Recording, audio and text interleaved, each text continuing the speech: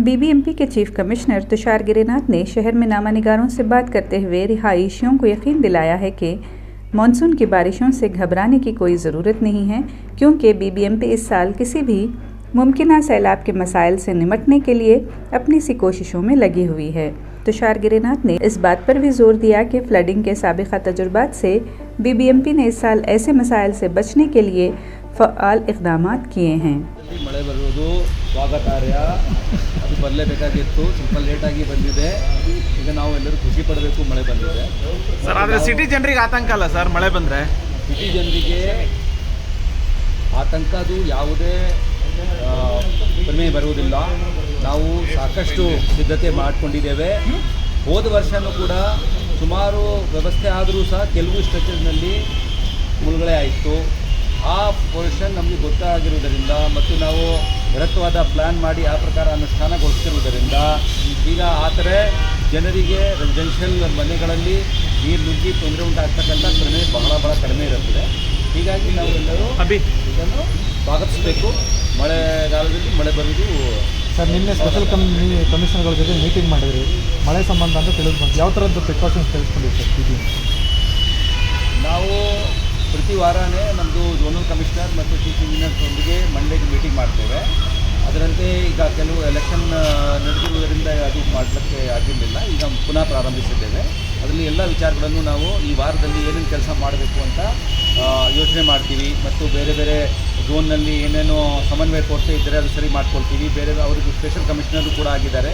ಅದು ಎಲ್ಲ ಈ ವಾರ ಪ್ರಮುಖವಾದ ವಿಷಯಗಳನ್ನು ಚರ್ಚೆ ಮಾಡ್ತೀವಿ. ಹೀಗಾಗಿ ನಾವು ನಿನ್ನೆ ಮಾಡಿದ್ದು ಮಳೆ ಕಡಿಮೆ ಆಗಿರುವುದರಿಂದ 110 ಹಳ್ಳಿಗಳಲ್ಲಿ ನೀರಿನ ಕೊರತೆ ಉಂಟಾಗಬಾರ್ದು. ಕುಡಿ ನೀರಿಗೆ ಏನಾದರೂ ತೊಂದರೆ ಉಂಟಾಗ್ತಾ ಇದ್ದಲ್ಲಿ ಟ್ಯಾಂಕರ್ ಮತ್ತು ಬೋರ್ವೆಲ್ದು ಏನಾದರೂ ಅವಶ್ಯಕತೆ ಇದೆಯೋ ಇಲ್ವೋ ಅಂತಲೂ ಮಾಡ್ತಾ ಇದ್ದೆ. ಅದ್ರ ಜೊತೆಗೇ ನಮ್ಮ 198 ಕಡೆಗೆ ನೀರು ಯಾವಾಗಲೂ ಎಲ್ಲಿಯೂ ನಿಂತಿರುತ್ತದೆ. ಅದಕ್ಕಾಗಿ ನಾವು ಮಾಡಿರುವ ಯೋಜನೆಗೆ ರಿವ್ಯೂ ಮಾಡಿಕೊಂಡು ಸ್ಪಾಟ್ ಇನ್ಸ್ಪೆಕ್ಷನ್ ಮಾಡಬೇಕು. ಎಲ್ಲ ಝೋನಲ್ ಕಮಿಷನರ್ಸ್ಗೆ ಹೋದ ವಾರನೇ ಹೇಳಲಾಯಿತು. ಅವರು ಅದರಲ್ಲಿ ಹೆಚ್ಚು ಕಡಿಮೆ 198ನಲ್ಲಿ 110 ಕಡೆಗೆ ಮಾಡಿದ್ದಾರೆ. ನಿನ್ನೆ ಮಾಹಿತಿ ಪ್ರಕಾರ ಇವತ್ತು ನಾಳೆ ಎಲ್ಲ ಮುಗಿಸ್ತಾರೆ. ಅದಕ್ಕಾಗಿ ಇನ್ನೊಮ್ಮೆ ಕನ್ಫರ್ಮ್ ಆಗಿಬಿಡುತ್ತೆ ನಾವು ಏನು ಸಿದ್ಧತೆ ಮಾಡಿದ್ದೀವಿ.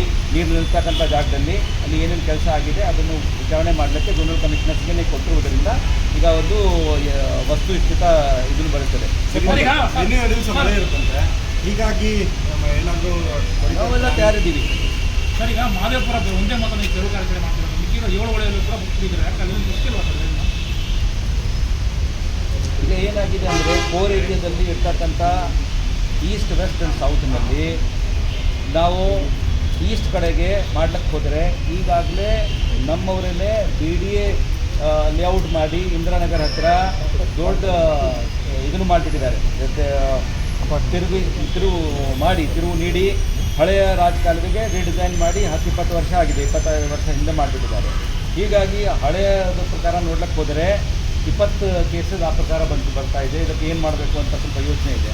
ಉಳಿದ ಜಾಗಕ್ಕೆ ನಾವು ಹೊಡೆಯಲಿಕ್ಕೆ ಸ್ಟಾರ್ಟ್ ಮಾಡಿದ್ದೀವಿ. ನೀವು ಆ ಕಡೆಗೆ ನೋಡಲಿಲ್ಲ, ಬಿಕಾಸ್ ಅದು ಭಾಳ ಸಣ್ಣ ಸ್ಟ್ರಕ್ಚರ್ ಇದೆ. ಇದಕ್ಕಾಗಿ ತಾವು ಅಲ್ಲಿ ಹೋದರೆ ಅಲ್ಲಿ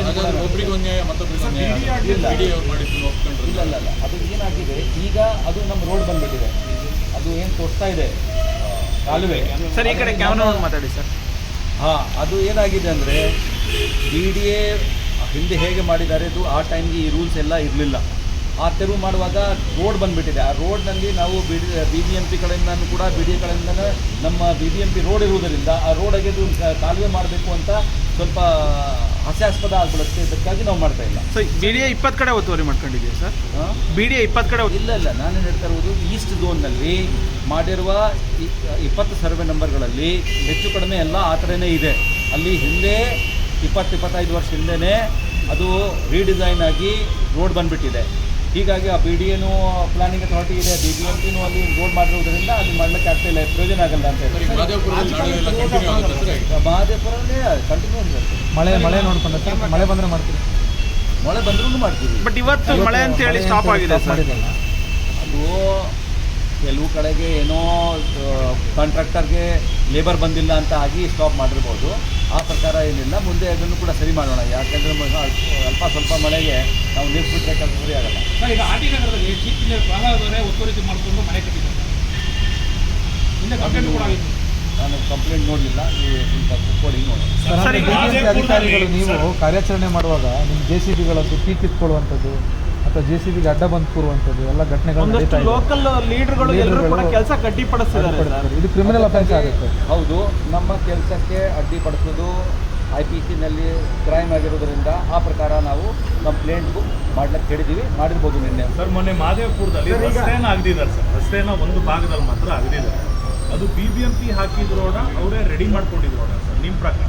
ಸ್ಪೈಸ್ ಗಾರ್ಡನ್ ಸರ್, ಅಂದರೆ 6-7 ತಿಂಗಳ ಹಿಂದೆ ವೈಟ್ ಟಾಪಿಂಗ್ ಆಗಿತ್ತು ಸರ್. ಅದನ್ನು ಅದು BBMP ಹಾಕಿದ್ರೆ ಅಥವಾ ಲೋಕಲ್ ಲೈಟ್ಸ್ ಹಾಕಿದ್ರೆ ಗೊತ್ತಿಲ್ಲ. ರಾಜಕಾಲುವೆ ಮೇಲೆ ಇದೆ ಅಂತ ಹೇಳ್ಬಿಟ್ಟು ರೋಡನ್ನು ತೆಗೆದುಬಿಟ್ಟು ಬಂದಿದ್ದಾರೆ. ಈಗ ಅದು ಏನಾಗಿದೆ, ಪ್ರೈವೇಟ್ ಮಂದಿ ನೋಡಿ, ಅದೇ ಪ್ರಕಾರ ನಿಮಗೆ HSR ಲೇಔಟ್ನಲ್ಲಿನೂ ಕೂಡ ಇದೇ ಪ್ರಕಾರ ಇದೆ.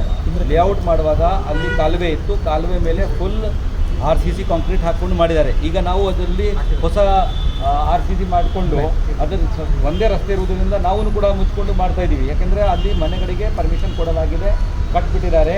ಹೀಗಾಗಿ ಆ ರೋಡ್ ಕಮ್ ಡ್ರೈನ್ ಅಂತ ಒಂದು ಕಾನ್ಸೆಪ್ಟ್ ಇತ್ತು, ರೋಡ್ ಕಮ್ ಡ್ರೈನ್ ಇವತ್ತು ಇಲ್ಲ. 2017-16ನಲ್ಲಿ NGT ಬಂದ ಮೇಲೆ ಇಲ್ಲ. ಅದು ಹಿಂದೆ 2020, 19, 1999, 95, 96 ಆಗ ಏನಾಗ್ತಾ ಇತ್ತು, ಲೇಔಟ್ನಲ್ಲಿ ಕಾಲುವೆ ಇದೆ, ಆ ಕಾಲುವೆಗೆ ರೀಡಿಸೈನ್ ಮಾಡಿಕೊಂಡು ಅದರ ಮೇಲೆ ಒಂದು ರೋಡ್ ಮಾಡುವುದು. ಆ ಪ್ರಕಾರ ರೋಡ್ ಮಾಡಿರುವುದರಿಂದ ಈಗ ಬೇರೆ ರೋಡ್ಗೆ ದಾರಿಯೂ ಇಲ್ಲ. ಇದಕ್ಕಾಗಿ ನಾವು ಕಿತ್ಕೊಂಡು ಹೊಸ ಡ್ರೈನ್ ಮಾಡಿ ಅದರ ಮೇಲೆ ವಾಪಸ್ ಡ್ರೈನ್ ಹಾಕ್ಲಿಕ್ಕೆ ಕಡಿಮೆ ಬರ್ತಾ ಇದೆ. ಮತ್ತು ಅದರಲ್ಲಿ ಓಪನಿಂಗ್ ಮಾಡಲಿಕ್ಕೆ ನಾವು 10 ಮೀಟರ್ ಆದಮೇಲೆ ಒಂದು ಮ್ಯಾನ್ ಹೋಲ್ ಕಟ್ತಾ ಇದ್ದೀವಿ. ಕಂಪ್ಲೇಂಟ್ ಲಾಂಚ್ ಮಾಡಿದ್ದಾರೆ.